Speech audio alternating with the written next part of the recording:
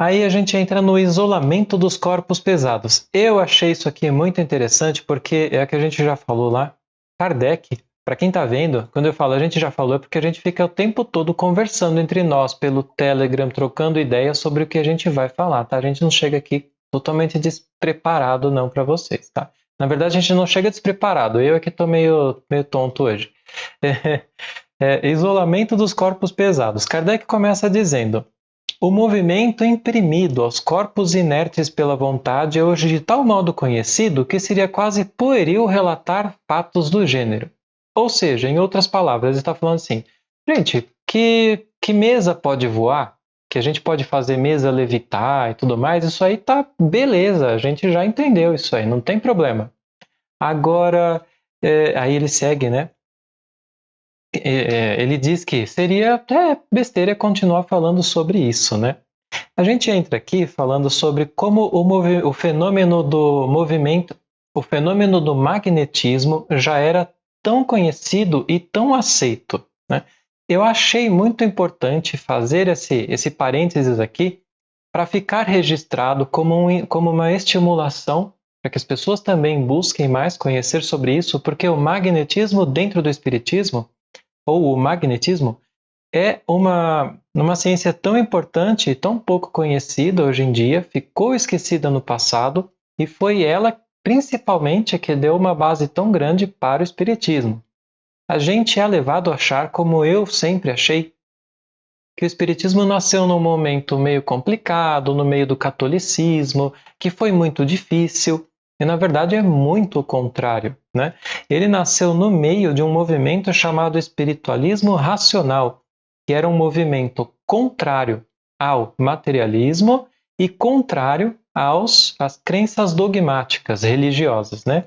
Então esse movimento, que começou lá por 1800 e alguma coisinha, não vou lembrar agora, ele fez parte das academias, né, das universidades, dos liceus. Ele foi implantado como uma base de ensino, por assim dizer, daquilo que se chamava ciências morais, que era tudo que estudava tudo que decorria da interação do homem, né, da atuação do homem. Nesse momento, então, o Espiritismo encontrou um campo aberto, uma preparação, na verdade, que com certeza não foi por acaso, muito importante. E eu estou citando tudo isso porque, nesses momentos, desde antes de 1700, já havia começado, na verdade, os estudos sobre os fenômenos magnéticos. O fenômeno do magnetismo animal, além deles conseguirem a produção de sonambulismo, de algumas coisas assim, eles também começaram a conseguir produzir fenômenos de movimentação, por exemplo, de objetos, pela imposição das mãos. É por isso, deixa eu ver se eu estou se é o próximo slide aqui. Eu estou pulando um pouco as coisas aqui, mas eu vou... Não, eu já falo sobre isso que eu ia falar, eu falo depois então, né? Acontece que tudo isso acabou ficando no passado. Então, o espiritismo depois de Kardec esfriou, vieram as guerras na França, depois vieram as guerras no mundo. As pessoas tiveram que ser materialistas, tomar conta primeiro da matéria, de se alimentar, de pagar as contas, eu nem digo, mas de conseguir com o que sobreviver, né? E com isso, isso foi ficando no passado. Eu achei muito interessante, eu até peço desculpas que eu não tinha passado esses slides para vocês, porque eu adicionei eles um pouquinho antes agora, né?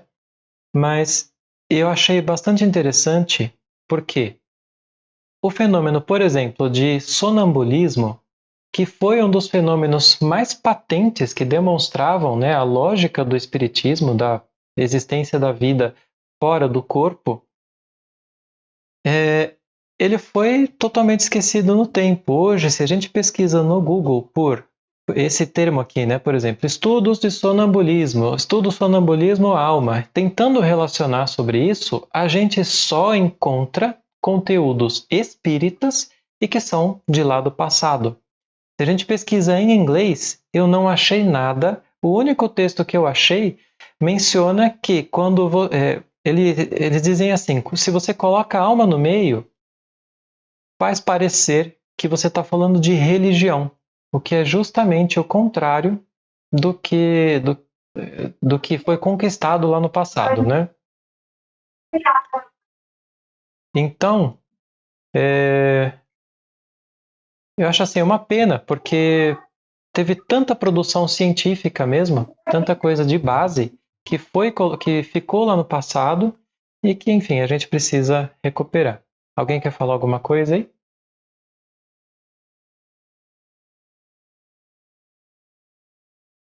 Eu vou. Sou eu, quero falar uma coisinha só. Primeiro, esse movimento todo que você contou, do racionalismo e tal, aconteceu na França, né? Lá, na Europa. No Brasil foi completamente diferente, não, foi um pouco diferente. E também eu acho que a psicologia, bom, eu não entendo disso, mas pelo que eu penso assim, a psicologia e todo o estudo da psicologia que eu acho que afetou o andamento do espiritismo. Isso que eu acho. Em que sentido? Entendeu? Porque aí eles usam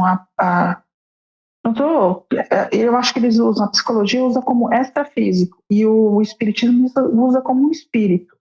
É isso que eu pesquisei um pouquinho, mas também é o que eu penso. Entendeu? Não entendi.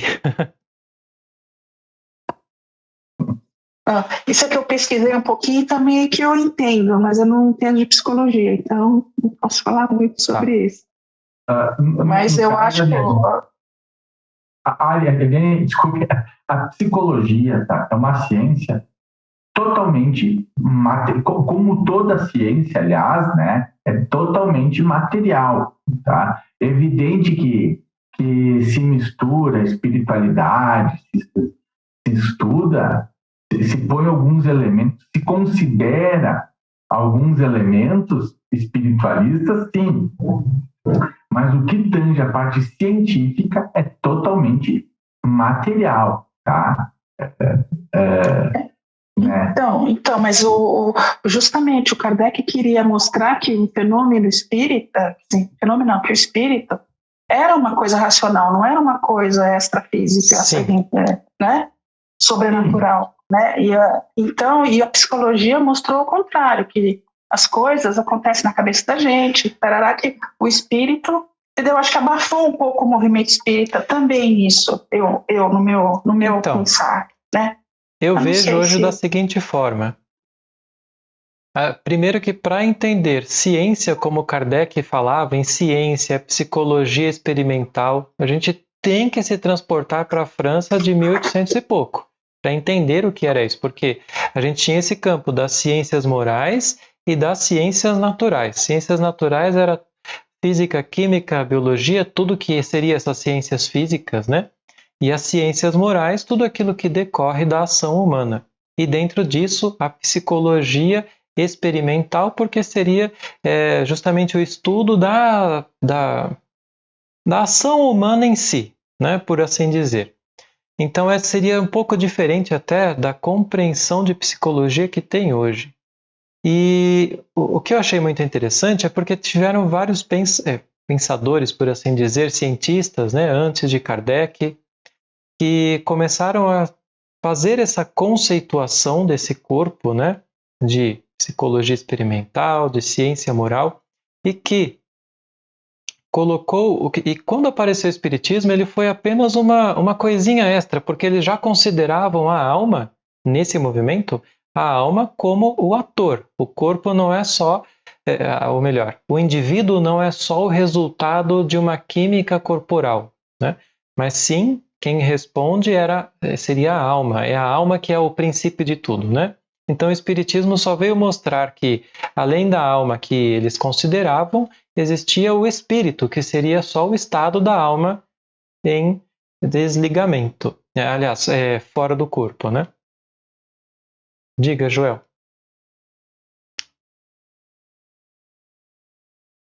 Só desativar. Só ativar. Já desativei o microfone. Você, Paulo, e você, Ariane, conhece muito bem como é que a minha mediunidade surgiu. né, que eu contei lá no grupo do Anderson. Olha, pessoal, para quem nunca teve vivência com o mundo espiritual e de um dia para outro passa a ouvir vozes, passa a ter comportamentos que você sabe que não são seus, até você distinguir isso, você pensa que você está ficando maluco. Aí então você parte para a parte psicológica. Teve momentos que eu me questionei. Será que eu estou enlouquecendo? Será que eu preciso ir a um psicólogo, a um psiquiatra? Ou será que eu preciso ir a um centro? Então, essa parte que nós estamos colocando nesse momento do debate é muito crucial, porque a gente fica dividido. Sim. Então, é complicado. Vocês vivenciaram comigo, né? Vocês dois. Acredito que o Alberto não tenha vivenciado isso comigo. Agora eu sei que é totalmente espiritual. E minhas faculdades mentais até agora, pelo que me consta, estão batendo direitinho. Era só isso, pessoal. Eu ia só acrescentar. Desculpe, Paulo, só vou acrescentar que o nome da revista espírita é Estudos Psicológicos, tá? O psicológicos da revista espírita não se refere à ciência psicologia, e sim o mentalismo.